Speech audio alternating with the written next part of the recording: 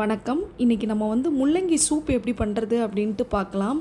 இது டயட்டில் இருக்கிறவங்க, கிட்னி ஸ்டோன் பிரச்சனை இருக்கிறவங்க கண்டிப்பாக இந்த ரெசிபியை சேவ் பண்ணி வச்சுக்கோங்க. இது பண்ணுறதுக்கு 2 முள்ளங்கி நல்லா பிஞ்சாக இருக்கணும்.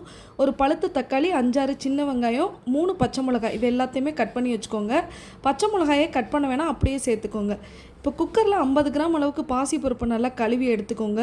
அது கூடவே இப்போ 1 கப் பாசிப்பருப்புனா 2 கப் அளவு தண்ணி சேர்த்துட்டு கட் பண்ணி வச்சுருக்க எல்லாத்தையும் சேர்த்துக்கோங்க. 1/4 டீஸ்பூன் மஞ்சள் தூள், 1/4 டீஸ்பூன் மிளகுத்தூள், 1/2 டீஸ்பூன் இஞ்சி பூண்டு பேஸ்ட்டு, 1/2 டீஸ்பூன் சோம்பு, கொஞ்சமாக மல்லித்தலை சேர்த்துருக்கேன்.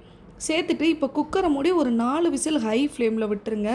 இப்போ 4 விசில் போனதுக்கப்புறமா நல்லா ப்ரெஷர்லாம் ரிலீஸ் ஆனதுக்கப்புறம் குக்கரை ஓப்பன் பண்ணுங்கள். ஓப்பன் பண்ணிவிட்டு ஒரு கரண்டியை வச்சு நல்லா இந்த பருப்பு, முள்ளங்கி எல்லாத்தையும் நல்லா மிக்ஸ் பண்ணி விடுங்க.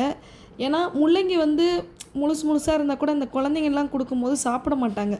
ஸோ இந்த மாதிரி நீங்கள் மிக்ஸ் பண்ணிட்டீங்க அப்படின்னா அது முள்ளங்கி இருக்கிறதே அவங்களுக்கு தெரியாது. இப்போ இதை தாளிக்கிறதுக்கு ஒரு கடாயில் ஒரு 2 டீஸ்பூன் அளவுக்கு எண்ணெய் சேர்த்துருக்கேன். அது கூடவே பிரியாணி ஸ்பைசஸ் எல்லாத்துலேயும் ஒன்று சேர்த்துக்கோங்க.